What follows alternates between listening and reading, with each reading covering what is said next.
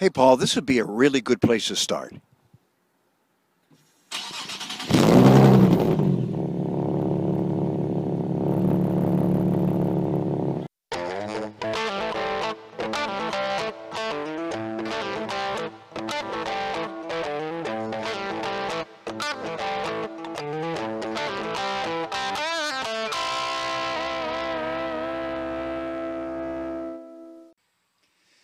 Hi, everybody. This is Hirsch. Welcome to TalkHotRods.com. I'm standing here with Don Frizzell's beautiful red hot rod truck.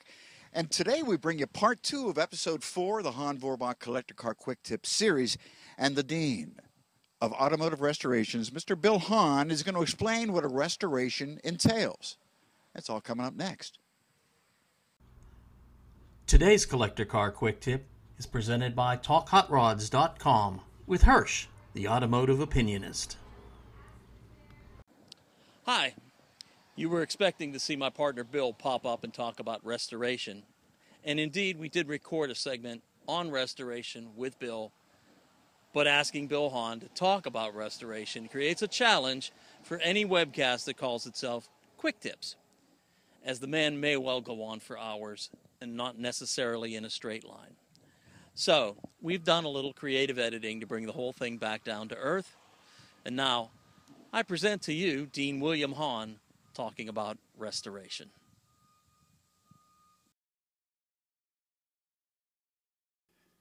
Bill, what makes a restoration so special? So you want to display the car, you want to restore it, you want to display it the way it rolled off the assembly line. Now, what's involved in a restoration? Well, essentially what you're going to have is a hand-built car. It's being taken completely apart and completely reassembled.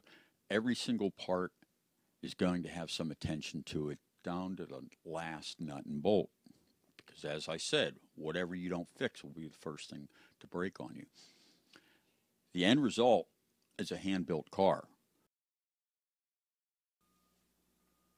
What kind of value can I expect out of my car when the restoration is done? When you go out, if you were to go out and buy a brand new Rolls-Royce or Bentley, as soon as you drive it off the lot, like any other new car, it's going to depreciate in value. When you restore a car, you'll usually, probably, start out in a hole, but the car will increase in value, not continue to devalue. Bill, tell us about full and partial restorations. On restoration, there's a lot of terminology, and there's also some things that we'll go into deeper in the future. First of all, to define it. In the pure sense of the word, a restoration means everything. So a partial restoration is sort of antithetical to the real word of restoration. Restoration really means to restore something as it was in the beginning. So even though we do partial restorations, the word partial restoration doesn't really fit. The goal of a restoration is really to make the car as it was when it rolled off the assembly line, not when it was taken delivery by the first owner, but really as it rolled off the assembly line. What do you think about over-restoration of a car? The issue of over-restoration. This is a fine line. You know, when we restore cars, and I'm not just talking about myself and my own shop, but I'm talking about all the guys that are in the business of restoring. People do it, and they do it out of a sense of pride, of craftsmanship. And it's very easy to over-restore a car, because you got to keep in mind, most of the cars that are, out there were mass manufactured, and they were being built fast. They were being slapped together. When you take pride in craftsmanship, naturally going to make it better than it originally was.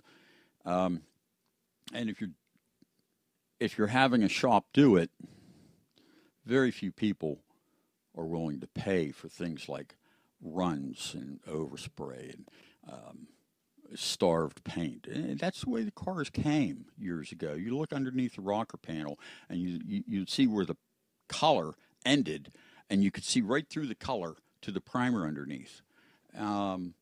Even on a Mercedes SL, you'd open the hood of the trunk lid where the underside was painted a semi-gloss or a flat black, and you would see runs in the paint.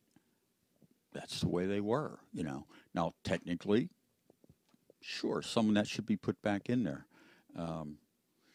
But for the most part, cars do get restored better than what they were off the assembly line, because nobody wants to pay for a car that's going to have ill-fitting panels and runs and things of that nature.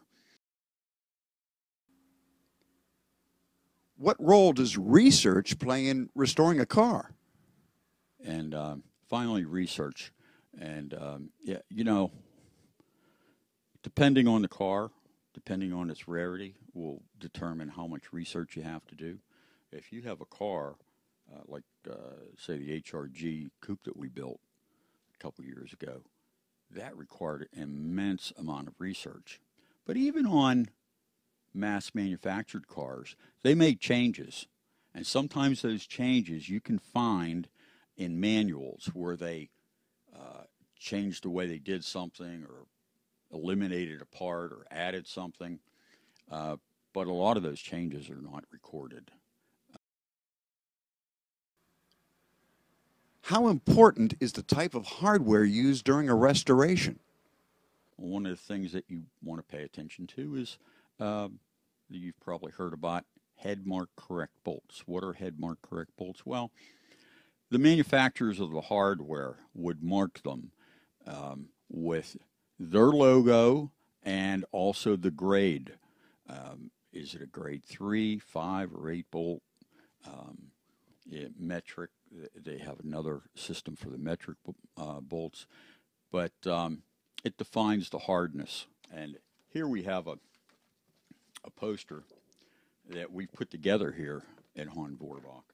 And this is OEM and head mark correct hardware as found on Mercedes-Benz.